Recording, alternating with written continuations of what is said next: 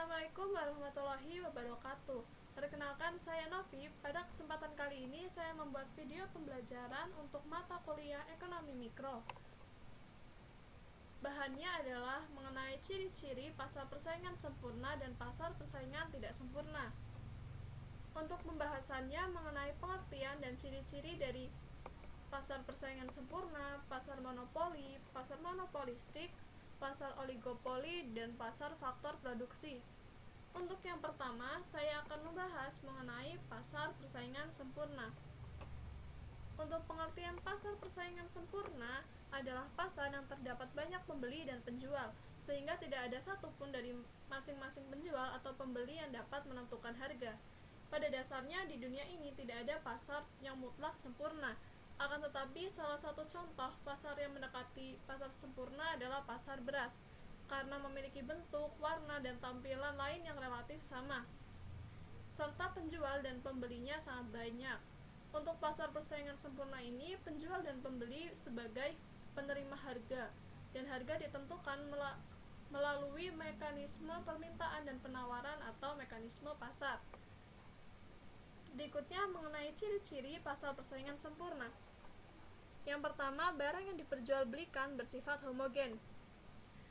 Karena barang yang dijualbelikan bersifat homogen, pembeli bebas untuk membeli pada penjual manapun, sementara para penjual tidak dapat melakukan perubahan harga. Karena barang yang diperjualbelikan tidak unik atau relatif sama. Yang kedua, terdapat banyak penjual dan juga pembeli, sehingga tidak terdapat batasan mengenai jumlah penjual yang bisa ada di pasar tersebut dan berapa jumlah pembeli yang boleh membeli di pasar tersebut. Yang ketiga adalah pembeli dan penjual sebagai price taker. Untuk price taker sendiri, artinya mereka sebagai penerima harga. Penjual dan pembeli menggunakan harga yang telah ditentukan pada mekanisme pasar. Untuk yang keempat, pembeli dan penjual bebas keluar masuk pasar. Di sini tidak ada larangan bagi pembeli untuk membeli di pasar persaingan sempurna, dan para penjual pun dapat membuka atau menutup tokonya atau usahanya sekehendak hatinya, atau apabila ia sudah merasa akan bangkrut. Kemudian yang terakhir adalah informasi yang sempurna.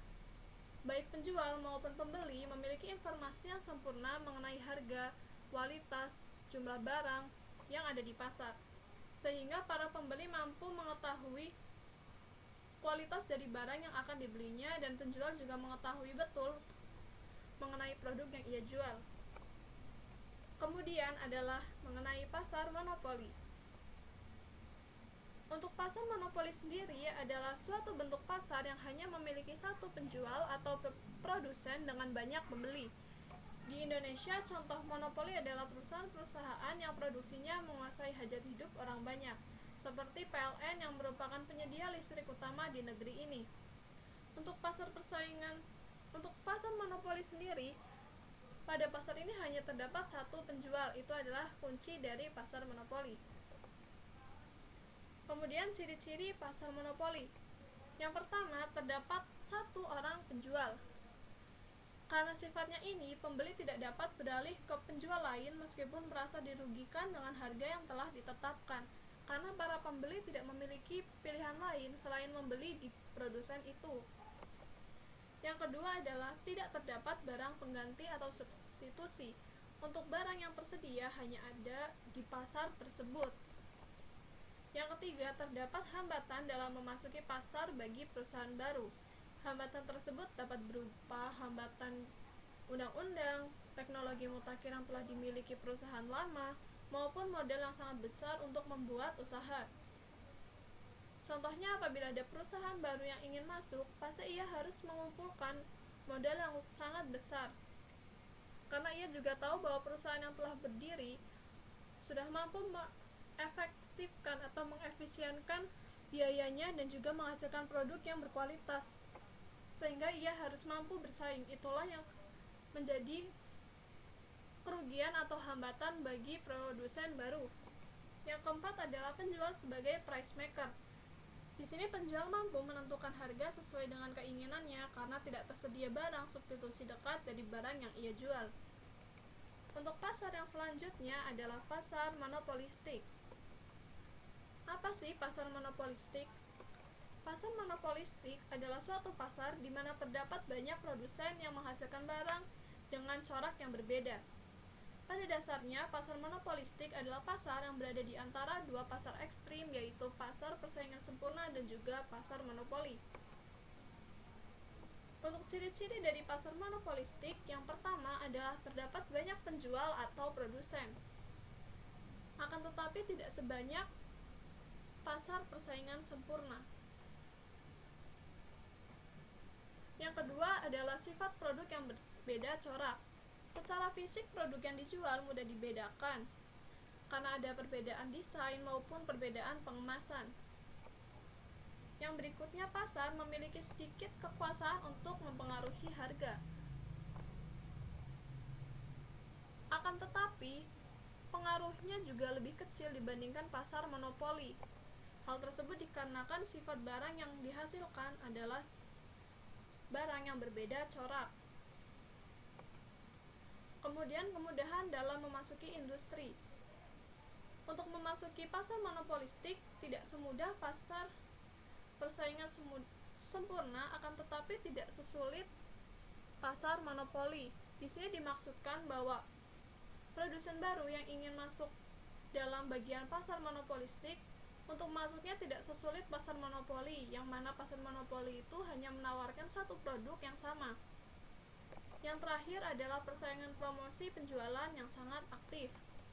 Di pasar monopolistik sendiri, perusahaan melakukan persaingan bukan pada harganya, akan tetapi pada produknya itu, sehingga ia harus gencar melakukan promosi agar calon konsumen mengetahui keberadaan dari produknya. Pasar yang berikutnya adalah pasar oligopoli. Pasar oligopoli adalah pasar yang terdiri dari hanya beberapa produsen saja.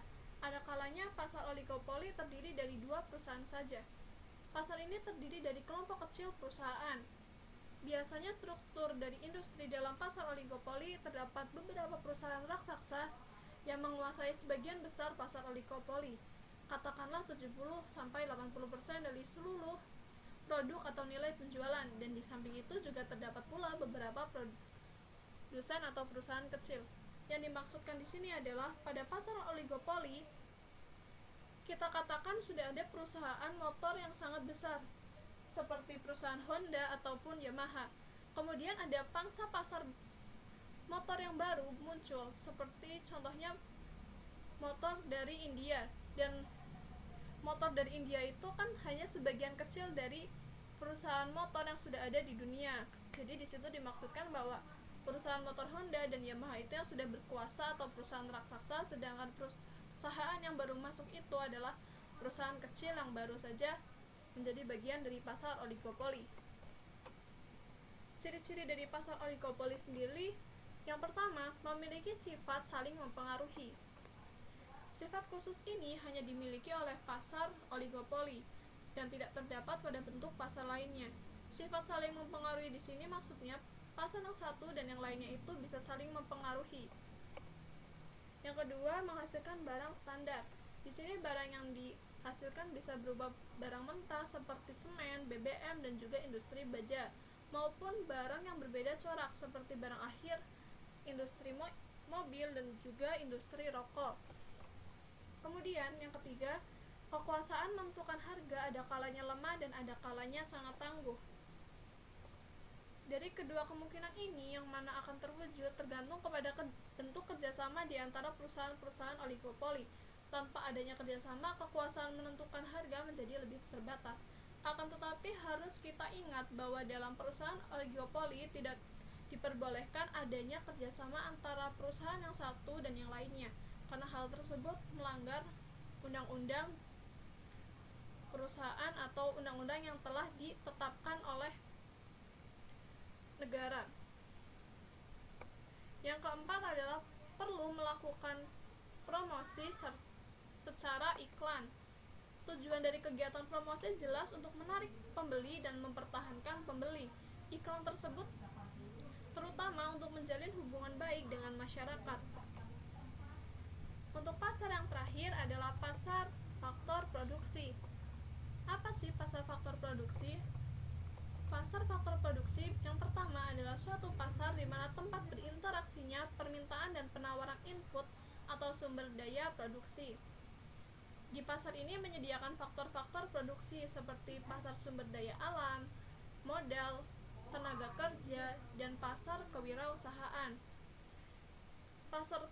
Faktor produksi juga sebagai tempat bertemunya permintaan dan penawaran faktor-faktor produksi yang berupa alam atau tanah, tenaga kerja, modal atau uang, dan para pengusaha atau entrepreneur. Untuk ciri-ciri dari pasar faktor produksi, yang pertama, berwujud kegiatan tidak berwujud fisik. Di sini artinya bahwa dapat dicontohkan di pasar faktor produksi kan ada tenaga kerja, dan para tenaga kerja itu melakukan kegiatan-kegiatan, dan yang dia lakukan itu adalah melakukan kegiatan. Yang kedua adalah permintaan dan penawaran dilakukan dalam jumlah besar. Yang di sini dimaksudkan adalah pasar faktor produksi itu menghasilkan banyak sekali barang atau menghasilkan barang dalam jumlah yang besar. Karena apa? Karena permintaan yang ada pun dalam jumlah yang besar. Jadi harus ada keseimbangan antara permintaan dan penawaran. Kemudian yang ketiga, jenis penawaran dan permintaan sesuai dengan produksi yang dihasilkan. Di sini dicontohkan apabila pada pasar faktor produksi tenaga kerja. Dan pasar ini pastinya menawarkan tenaga kerja kepada perusahaan-perusahaan lain atau industri di luar sana agar para tenaga kerja tersebut memiliki pekerjaan. Dan orang-orang yang memiliki permintaan untuk mendapatkan tenaga kerja dapat datang ke pasar tersebut. Itulah mengapa jenis penawaran dan permintaan harus sesuai dengan produksi yang dihasilkan. Untuk yang terakhir adalah penawaran faktor produksi bisa berupa monopoli, sementara permintaan bersifat kolektif. Di sini dicontohkan adalah pada pasar faktor produksi hanya menawarkan satu barang, akan tetapi permintaan yang ada itu bisa banyak, tidak cuma hanya satu barang itu, tetapi para calon konsumen bisa meminta hal-hal lain. Itulah yang dimaksudkan bahwa penawaran faktor produksi bisa berupa monopoli atau tunggal, sementara permintaan itu bisa bersifat kolektif atau banyak. Jadi sampai sini dulu penjelasan mengenai ciri-ciri pasar persaingan sempurna dan pasar persaingan tidak sempurna. Kurang lebihnya mohon dimaafkan. Terima kasih. Wassalamualaikum warahmatullahi wabarakatuh. Sampai jumpa lagi.